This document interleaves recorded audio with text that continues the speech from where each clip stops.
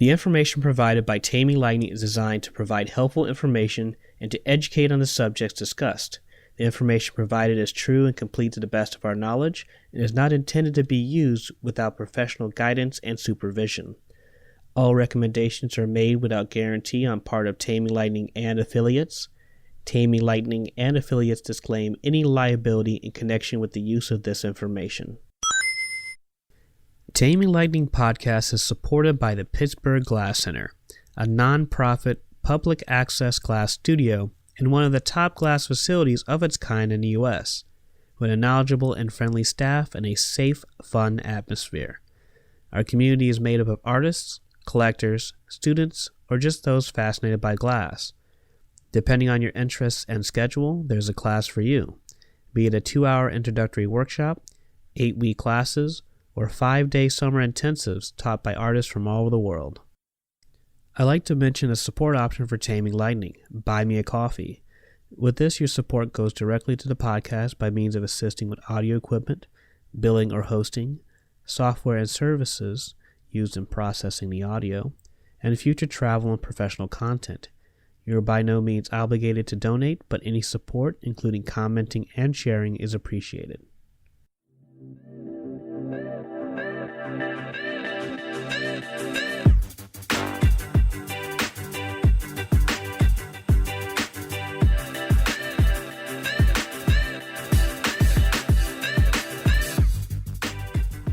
Welcome back, or welcome to the Taming Lightning podcast. I'm Percy Eccles II. I'm the creator and host of Taming Lightning, as well as the emerging plasma tech at Pittsburgh Glass Center, where I'm researching and developing a space for exploring plasma and neon light.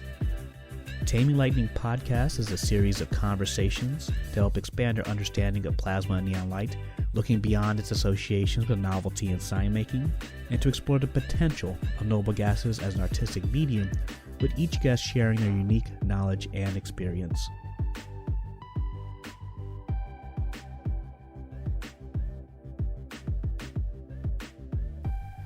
The intro is Boost by Joachim Krud.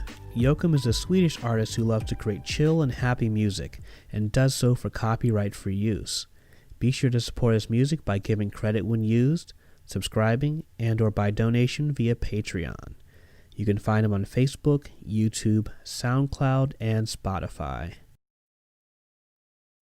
Hello, Lightning Tamers. It's episode number 10. Light up your world with plasma. Thank you for your patience. It's been a long 7 months since our last podcast episode, a much-needed hiatus after my dad had passed away.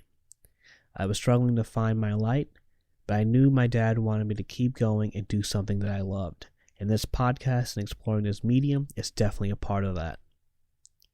In today's episode, we'll be talking about the first plasma class offered at Pittsburgh Glass Center, taught during the 2018 summer intensives by Wayne Stratman and Mundy Hepburn, in which future episodes in the lineup will be about the plasma resources compiled for that class by Anders Mikkelsen, who was one of our TAs. By the end of this podcast, I hope to leave you an overview on that class, a few things I learned leading up to the class, and some fundamental guidelines for making plasma glass. Mind you, these guidelines will continue to be modified and expanded upon as we have more people practicing and sharing their discoveries.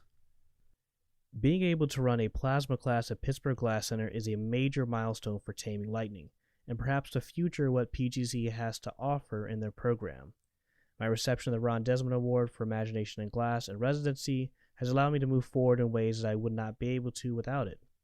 As one can imagine, plasma is no way more affordable of a pursuit than glass blowing, and this is where the award comes into play with purchasing equipment and parts to improve and upgrade the setup as I go. It certainly allowed me to bring in instructors this coming summer.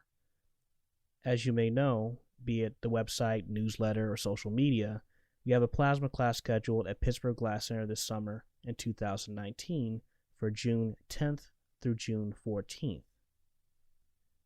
Blow and Glow is our second class to be offered at Pittsburgh Glass Center, taught by Hyman Guerrero and Ed Kirshner, who have collaborated over the years to combine their skills in furnace glass blowing and dynamic plasma lamps. In this class, we'll be exploring various blown glass forms most suited for varying plasma effects. An overview of equipment, techniques, gases, and electronics will be discussed and demonstrated. You will be advised on creating your blown vessel and helped in processing and filling your glass forms to create plasma illuminations. Methods and technical considerations for mounting and powering your pieces will be explained for standalone work and those incorporated into larger sculptures. For this class, we recommend that you have intermediate skill level in hot shop and furnace glass blowing, which is to have a working knowledge of glass blowing fundamentals, little to no guidance, and the ability to work through independent ideas with minimal coaching and demonstration. If you're not sure whether or not you qualify or require a little bit more guidance, don't let this stop you, as the instructor Jaime and myself will be available to assist you. No previous experience with neon, plasma, or electronics required, though it will be helpful. Throughout this class, we'll be experimenting with new plasma effects based on alternative blown glass forms developed by you and the instructors. As of this moment, we have 5 spots remaining. The early bird rate has increased to $800 as of February 1st, and it will reach a full price of $900 April 15th.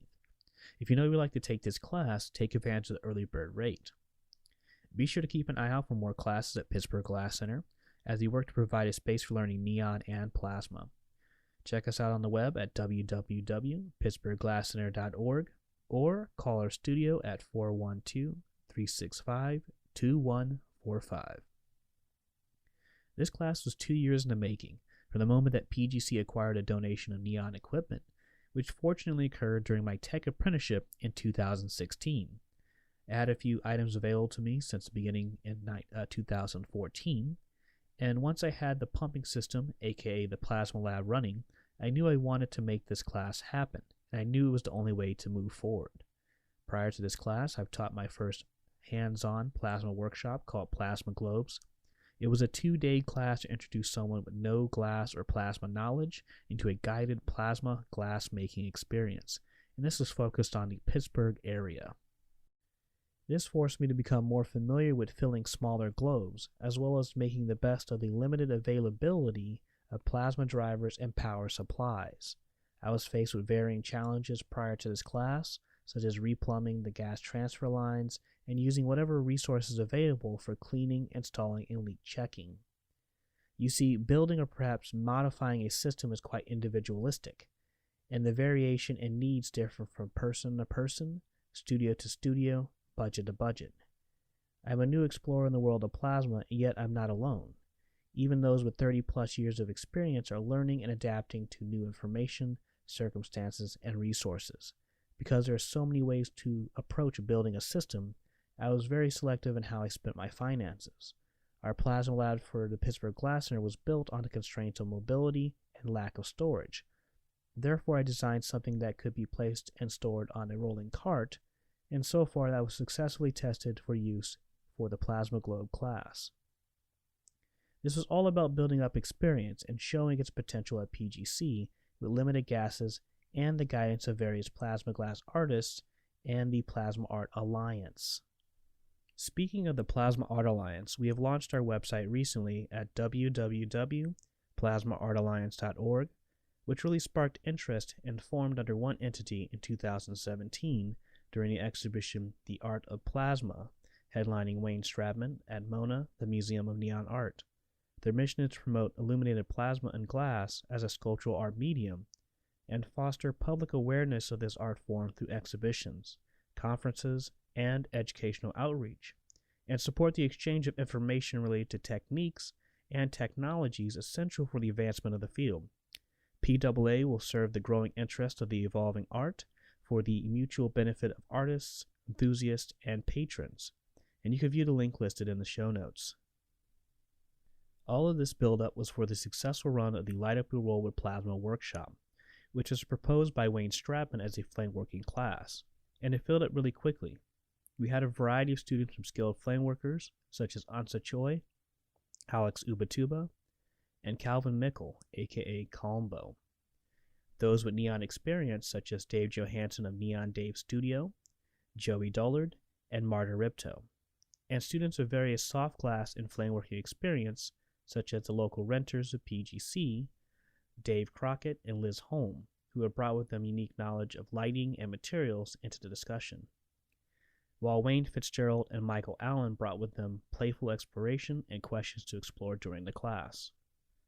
Working with both Wayne and Mundy has been an interesting experience.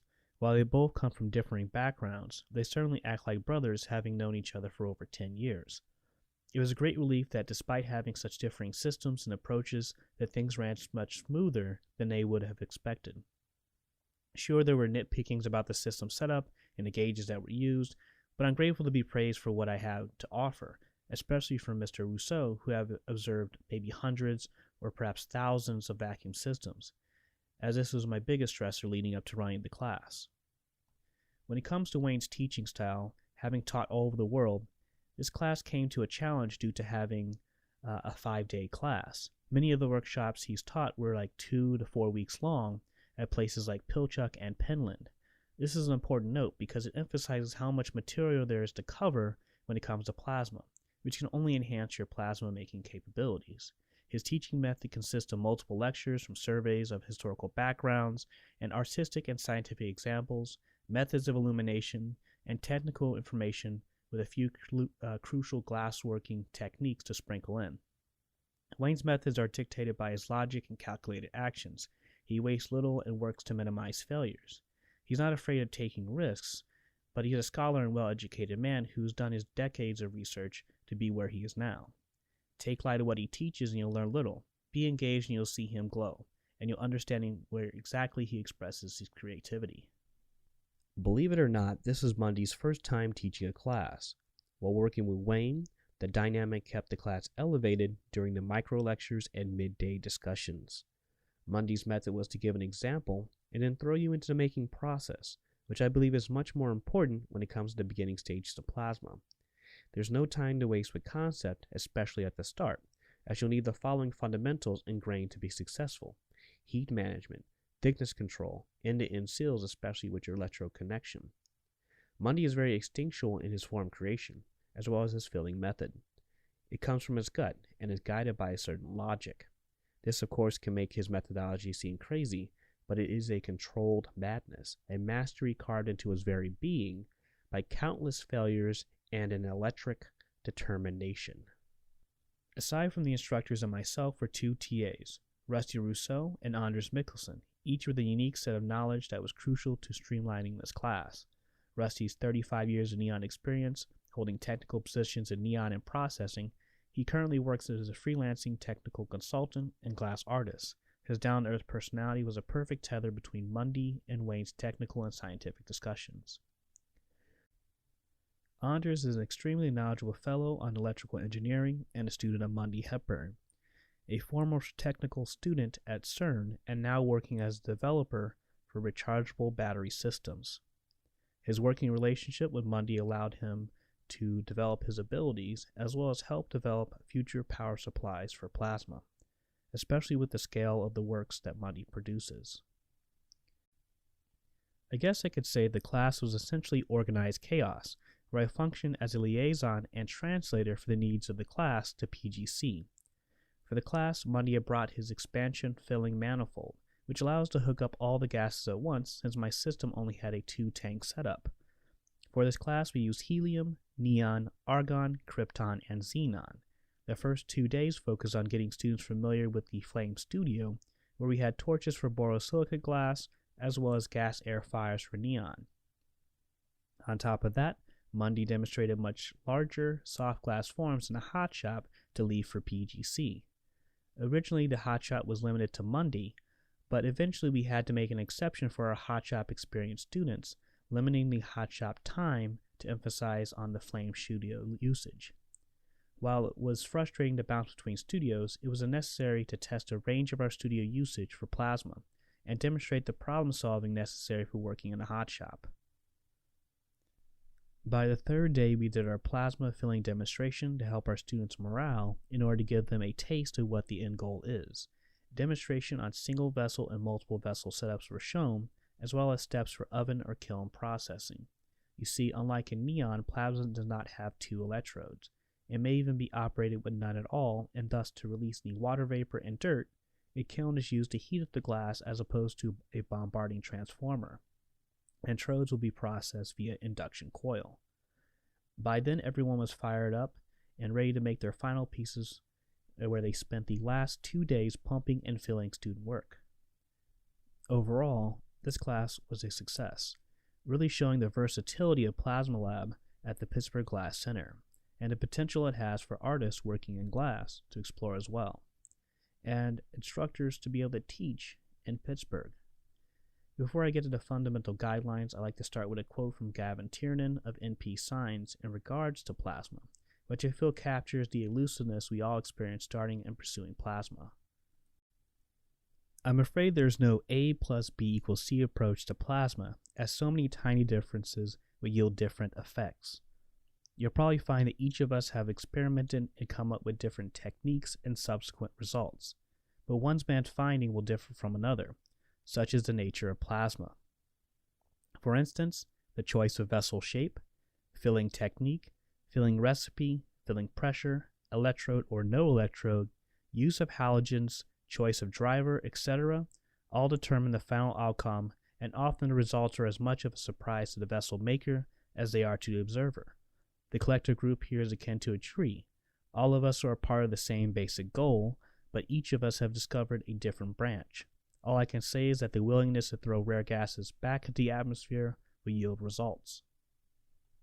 One of my goals since my transition from dreamer to explorer is to develop fundamental guidelines for plasma glass sculpture. With the help of many artists and enthusiasts, I've been able to break it down into 3 categories: vessel crafting, alchemy, and technology. While the mastery of all 3 would be great, having a healthy and growing understanding and respect for all 3 parts will lead to the most success. As I break down the fundamental categories, I'll sprinkle in some safety notes along with some brief explanations. The first category is vessel crafting. This is glass making, which will contain the topics of vessel shape, structure, size, and choice of electrode. So let's talk about vacuum. When you place a vessel or shape under vacuum, you change how the pressure acts on the form. Open to the air or atmosphere, air molecules bounce off the surface both inside and outside to form equally. So under vacuum, all force will be redistributed to the outside due to removing the air molecules from inside the vessel. This force or pressure is roughly 14.7 pounds per square inch, atmospheric pressure. And with that comes to our first safety note. The first risk you face is when your vessel is pumping to vacuum. It's your shape and thickness that will affect its structure and how well it will hold under vacuum, and for the potential failure via implosion. That is the collapsing force that will cause the glass to break under pressure inward with the potentially enough energy to bounce outward into harm. This is especially dangerous for vessels roughly a size of a basketball or larger. The following points will give you an idea on what shapes and conditions are good and which to avoid, as well as some ideas to alleviate the risk of implosion. In terms of shape, round is good. It is no coincidence that the light bulb is shaped the way it is, though that neon is made in tubes, hence the circular cross-section capable of distributing force evenly. Avoid large flat surfaces. The surface will not equally distribute the weight, and the larger the surface, the more likely it will fail. While the edges are supported, the center bears all the weight. Glass will break under tension before it does under compression, and typically glass has a tensile strength of 1000 psi, which may vary from glass to glass. If you must, and if you dare, have a flat surface, proceed with caution, as there are some tips to reduce failure but will not prevent it. The first is to restrain your surface to 3 squared inches, which is a 1.75 by 1.75 surface area. This is kind of what I've looked at as like the most pleasing surface size that's really small. You may have a different aesthetic, maybe a little bit larger, but that's the smallest surface I've calculated that is also like very appealing and pleasing. But then you have your max surface, which is a 64 squared inch surface, which is an 8 by 8 inch surface area. The bigger your surface, the greater your risk. And although there are some exceptions, this one mostly applies to kiln-formed glass vessels, in which you must have a vast and large surface, such as those produced by Wayne Strapman and his Lumen Glass, Mark Ditzler, and others using this technique. Those large flat surfaces are being supported by filling the interior with small glass beads, which essentially act as support columns or pillars. This will actually limit the effects that you have available to you in your plasma fill. You could go for very nice soft glow, but as you try to kind of play around with it more, you're going to find that you're going to be limited to the lightning effect that is really common for these plasma plates. Second is that you can actually make your glass thicker, your glass wall thicker, when you're blowing your glass, or start with thicker glass. But I wouldn't really go any further than 1/2 inch, and that's quite thick already. The reason why you wouldn't want to make your glass vessels very thick walled, if you can help it, is that it's going to affect your processing, whether that's annealing, which could take extraneous next to 24 to 40 hours to cool. But if you're going to use the kiln or oven to help process and clean out the glass before you add your gases, it's going to make that process much longer. And you must have a dedicated studio, or at least a time space that can accommodate that. And that can be troublesome, especially if you don't have your own studio or kiln to process this in. So the next tip here is to maintain a consistent glass thickness. Too much of a variance will create a weakness in your glass, and thus avoid vessels that are less than 3 millimeters thickness. Also, avoid sharp edges, especially with concave surfaces, and maintain the surface of your glass by avoiding scratches, scuffs, foreign inclusions, and chipping. And then you can also add to your step here to check your glass under polariscope to be sure it's been annealed properly. Notice that any color glass or opaque glass will be difficult to use because your polariscope will not present the same ability to transmit that light. But if you make that form and clear, then you can understand the parameters for which you can anneal your piece, and then you can kind of pray by that. Alright, let's talk about electrodes, so that once you got your form down, it can be filled and lit. In this process, you can use any available neon electrodes for soft glass, Boro electrodes like those sold by Bruce Suba or through Yanlux, link in the show notes, or make your own, which we'll talk about in another episode or post. The first method is hot attachment, which is to attach the neon electrode by heating both the hot glass and the end electrode before attaching. It's wise to have a small diameter blow hose to attach and stick the trode to blow the connection for a nice smooth transition. This also helps you know if you have a good seal. This can be done on your final flash on the pipe before knocking off, in which the piece is on the punny, or after when off the pipe and on Kevlar and fracks. In this method, you're looking to attach the electrode to an opening. It's simple, but you typically only get one shot, and there's a chance for it to be broken if mishandled while loading or removing from the kiln. The second method is cold attachment via drip method or tubulation, which is to attach the electrode to a thin tube that has been pulled off the vessel. Think Stephen Powell's pieces with the long, thin neck. You would attach the electrode like the hot method, the stick and blow, except after it's been annealed. The advantage of this method is that you have the time and positioning to attach your electrode, similar to neon benders, but the disadvantage is having to deal with the tube sticking out of your vessel design. Also remember that you have to re-anneal your vessel when doing this method to remove any added stress, and to also, when re-annealing, to go in with a batch of vessels so you can make the most efficient use of your annealer. The third method is kiln attach via glass solder, allowing for the complicated forms to have electrodes attached. For example, Wayne Schrapman and Mark Titzler's use flat glass plasma pieces, Ed Kirshner's use of ready-made and cast glass forms, and this method can be tricky and a definite pain to work with. Again, I'll save this for another podcast or post. The fourth method is no electrode or electrodeless. Create a vessel that sits on a capacitive plate or has a cavity in which the material like steel wool can be stuffed and connected to a plasma driver. An example would be Ed Kirshner's Plasma Cherry, or say Ben Tolman and Charlie Matz with their Plasma Dishware. Another example will be the chain bubbles I've made. While it does have a trode, it could be made without it and be lit by attaching the driver to the chain itself. So lastly, I'd like to mention the placement of the trode, which can affect how your piece is lit. The placement of your trode is another part of the puzzle when it comes to plasma. Keep in mind that your decision to balance both the aesthetic and functional placement, as the trode is the origin of your arc or lighting element. Tip number 1. large to small, in to out. The placement of your electrode is most effective near the largest volume and most centered to your form. For example, lighting from the trunk of a tree and not from the branch of a tree. Tip number 2. There is an exception to rule number 1, and that is if you're large enough constriction between your volumes. So you have multiple volumes, for example, having like a snowman shape, be it the head or bottom volume. Then it doesn't matter, but again, this is the origin of your arc or lighting pattern.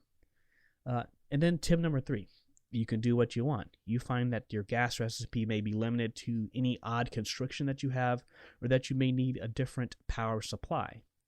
Note that you'll be spending a lot of time vessel crafting before you may even start to fill your pieces, and because of the failure rate of this stage alone, when you do schedule to fill your vessel, respect the place that you're filling it at, respect yourself, and be sure to have several vessels on deck, because you never know if there's any type of perceivable failure, whether it be a leak, a crack, or a check, or you find that when you did your final screening of the piece, it is not safe to use.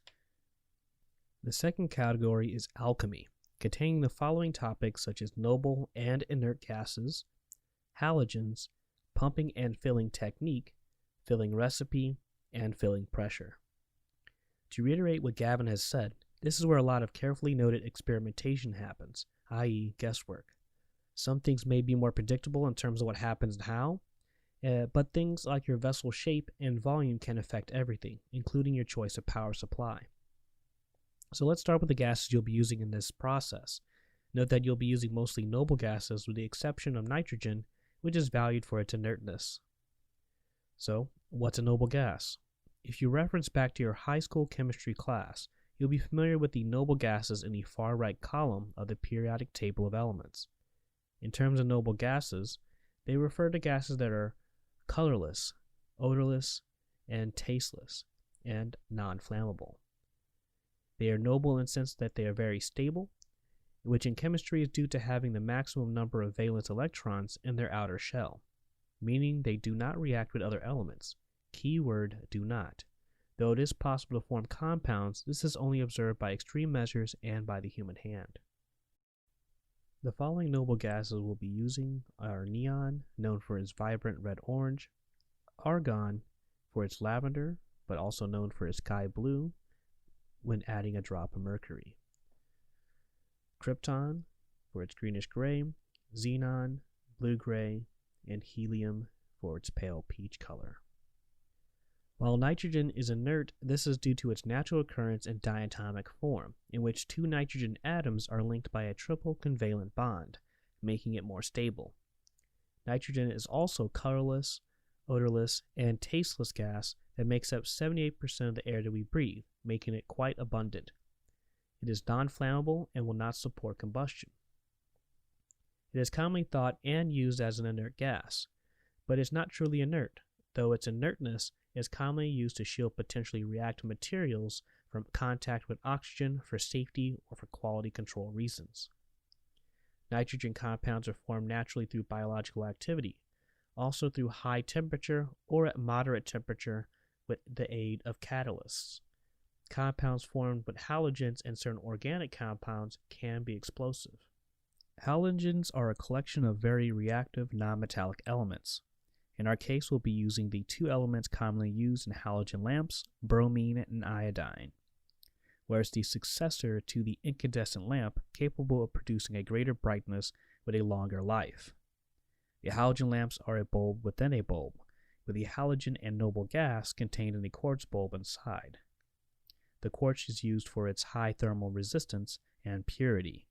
The bromine and/or iodine mixture creates a recycling process. You see, as the tungsten filament heats up, the metal evaporates, and instead of sticking to the glass and creating some kind of black or gray or silvery film, the halogen mixture combines and redeposits the metal back onto the filament. But just like the incandescent lamps, they produce heat and does so at a much higher temperature, but at a greater brightness.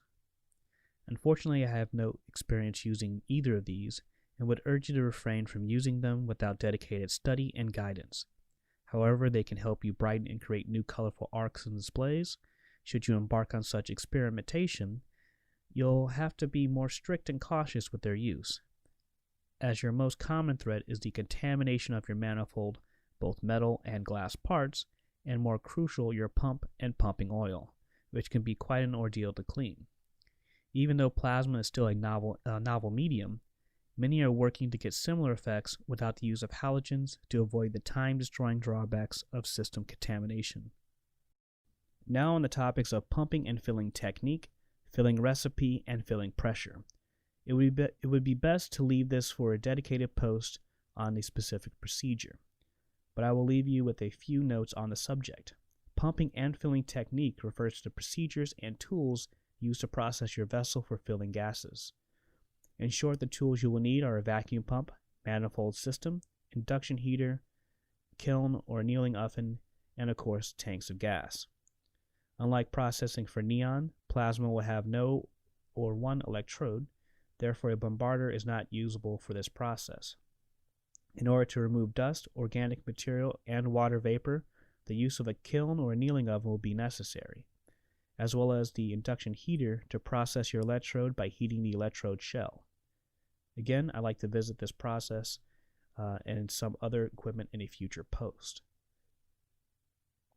On the subject of filling recipe and gas mixture, as previously mentioned, it's a lot of guesswork. While I don't have an extensive experience or knowledge on these mixtures, there are a few notes I've developed, and these are by no means absolute truths and are bound to change over time. Filling recipe and gas mixture are your specific mix amounts. That is the adding of gases successively and recording that mixture. When you pump out a mixture down to a specific pressure, note that the accuracy of your mixture will be off, as there is no way to tell how much gas has been removed.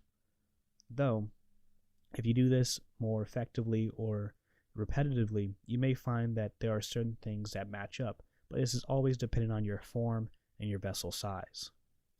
So, prior to filling your vessel, you may want to think about the effect you're looking for and how this fits with the complexity of your vessel. How I think about this is quite subjective, but I can give you something to think about, in the same way that an interior designer looks at the available space before choosing furniture, colors, and patterns. If your vessel is figurative or textured, you may want to go with a soft glow so as not to compete with the details in the glass. But if it's something simple, or have simple surface details, then you can draw attention to the interior and accentuate the form by creating something with more dazzling arcs and displays. Color in terms of your glow or arc are more about the gas color dominance, as the individual gases don't mix like color light or paint. You may want to rely on purely gas mixture, color of glass or glass color, the use of phosphor powders, or a combination of all three. I guess it would be important to state that light produced by plasma lamps is significantly less than that is produced by neon signs and sculptures. This is something that is to be said since episode number 1 of the podcast with Pat Collentine, and reiterated in episode 7 with Mundy Hepburn. In displaying your plasma lamp, it requires a dark or dim space for best viewing, much like you would a fireplace. It's an intimate medium with a lot of potential with its interactive nature, whether it's through touch, proximity, or use of sensing technology. Tying up this alchemy section is a little on the filling pressure and gas usage. A quick safety note on filling pressure, and that is the other occasion where there's a risk of implosion, is due to accidental breakage of your vessel, whether it be by something striking it, being dropped, or fallen over. Therefore, I will take a note from Mundy, who has been making pieces on the human scale, and thus trust his following recommendations. For objects roughly a basketball or larger, and that is due to the internal volume, it's recommended that you fill your pieces to a minimum of 200 torr, which is about 1/4 atmospheric pressure, which is 760 torr. This will help you reduce the force created from that effect of a boom to that of a pop, with less power behind the inrush of air, that is the air displacement when a vacuum section has been broken from the vessel here. When it comes to your gas usage, again, I have to reiterate here that you have to play around with your mixes. Each gas has its own personality, and it always depends on the overall mixture, overall pressure, and how hard you drive it with your transformer. So I'll introduce a few terms when it comes to your light display or glow. That is, these three terms are dark mode, glow mode, and arc mode discharges. So this is a roughly new concept I've added here that kind of helps me think about what we do here in plasma. So to kind of describe it, I got little bullet points here for you guys. So dark mode is technically an area where there's no visible light. It's a low energy area, and you'll roughly see this at rough vacuum or very low pressure, something less than 1 torr. But then you have glow mode. This is what we typically see in our neon lights, fluorescent tubes, and the soft glow you see in plasma lamps. And this is where there's some energy in there. This is a bit more energy than that's needed to kind of ionize those particles, and you're getting something that's typically at a low pressure, which is between 1 torr and up to possibly 200 torr. It's in that range there somewhere. Now, arc mode discharges. This is where you see those arcs or streams of light or lightning effects, which has a lot of energy, and typically in your higher pressure ranges, anything about 200 torr plus. Now, in regards to arc mode, different gases will have different kind of behaviors or expressions. Xenon will give you your very snaky conductive lightning effect. Same with krypton at the same time, but a little bit more silvery at sometimes. Argon does the same thing, but you have to really push your pressure there, and it tends to be very short lines of arcs and kind of spreading out from there. Neon is very hard to get there. You really have to push it very high, at least about, from my experience, 400 torr plus, but often it exhibits itself as a dull, cloudy blue color. But and that also kind of explains why you would see even in your best fills that as you push that arc or add more power into it, that you get the red on the outside, but you get this nice streamy soft color on the inside. Nitrogen and helium are something I don't have a lot of experience with, but when it comes to your nitrogen, it's very similar to argon. It produces a soft like lavender color, but I haven't seen its expressions in terms of its arc display.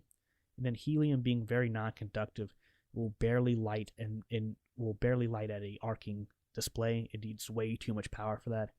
But if you see them in neon tubes, it tends to be a very pale peach color, as mentioned previously.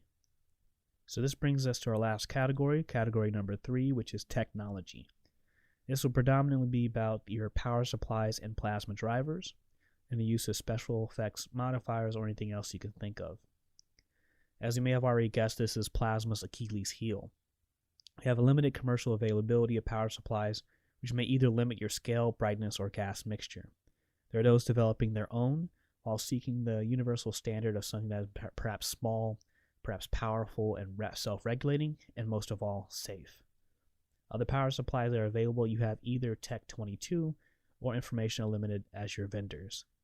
And there are 4 that I've used personally, and that is the Neon 21 for Information Unlimited, which can power pieces the size of a softball to that of a football. The L7020 from Tech 22, their only plasma-driven plasma driver, which you'll have to order over the phone, which will have the power to power something about a football size to a basketball size. It's self-regulating and has a safety shutoff on itself, but it can be tricky to fill with. You won't be able to get your xenon or krypton fills with that as much. You may get a little bit of it, but you can't go too crazy, though people like Aaron Ristow has been successful in working with those power supplies at his scale and his shapes. The last 2 are Information Unlimited, which are very similar, the PVM12 and PVM400. From what I recall, PVM12 is something that Wayne Stratman had designed specifically, but even still, you had to modify that. So both of them are capable of powering pieces with krypton and xenon, and have an adjustable knob, with the PVM400 offering a bit more power and more versatility. And then in terms of hooking up your pieces to your power supply, it becomes necessary to have the correct wire, so as to reduce shock or fire. The normal electrical wire is inappropriate, and therefore something like GTO wire, which is rated for higher voltage, is required, and a common practice used in neon signage for its non-conductive silicone sheath. You could have things that are more stiff or more softer. The ratings will be different between those materials. I tend to like to using the more flexible, especially with this, because you can definitely work out and have things kind of line across the the background if you want to hide the wire or cord. Again, like in the end, we have other options like our maker movement items such as the Arduino, where we can hook up sensors, light recorders, pressure sensors, and things to kind of augment the entire process of experiencing and working with plasma, to add an extra dimension of interactivity, and perhaps even transform that sound or that voltage into sound. That could be pretty interesting, like Rare Beast has done with his collaboration with Harriet Swartzrock. And we kind of mentioned that a little bit in our podcast episode with Harriet, which is episode number 8, if I'm correct. And then in the end here, I must emphasize that plasma is not for the faint of heart. It will challenge your knowledge, experience, and skills, sometimes to the point that you may want to give up. But these moments are tests for even the most experienced. A little wisdom from my mini conversation with Mundy and others is that you have to take time to do things that make you a person. Essentially pause, clear your mind, clear your head, be with your friends and family or whatever. Challenges are a part of life, and you can choose how to use those moments to move yourself forward. Those advances are important, no matter how low they may seem. And that is Taming Lightning. The outro is The Process by Lakey Inspired. Jordan, aka Lakey, is a Los Angeles-based artist with the goal of inspiring others to create by sharing positive music around the world. Thus, he works hard to produce music every week for copyright-free use. So be sure to support his music by giving credit when used, subscribing, and or by donation via Patreon.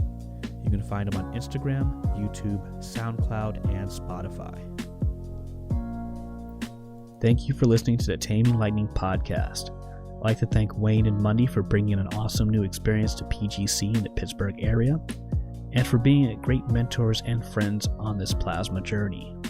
Some honorable mentions as it comes to this episode would be Ed Kirshner, Chris Burek, Gavin Tiernan, Pat Collentine, Anders Mikkelsen, and Aaron Ristow, amongst those of the Plasma Art Alliance community and the growing plasma family. As I would not be able to get this far without being able to share, exchange, and explore new information, which has allowed me to put together something as comprehensive as these guidelines. Also, I'd like to thank the Pittsburgh Glass Center for supporting me as a place of research and inspiration, as well as encouraging me to pursue this project, and the Plasma Art Alliance, where I have access to a well of knowledge and connects me to some amazing people. Keep an eye out for more classes at Pittsburgh Glass Center as we work to provide a space for learning neon and plasma. Check us out on the web at www.pittsburghglasscenter.org or call our studio at 412-365-2145. If you'd like to support Taming Lightning, simply go to taminglightning.net and click subscribe. Other options for support are donations through the Buy Me a Coffee. Links are provided on the website. And feel free to share, comment, and subscribe. See you next time.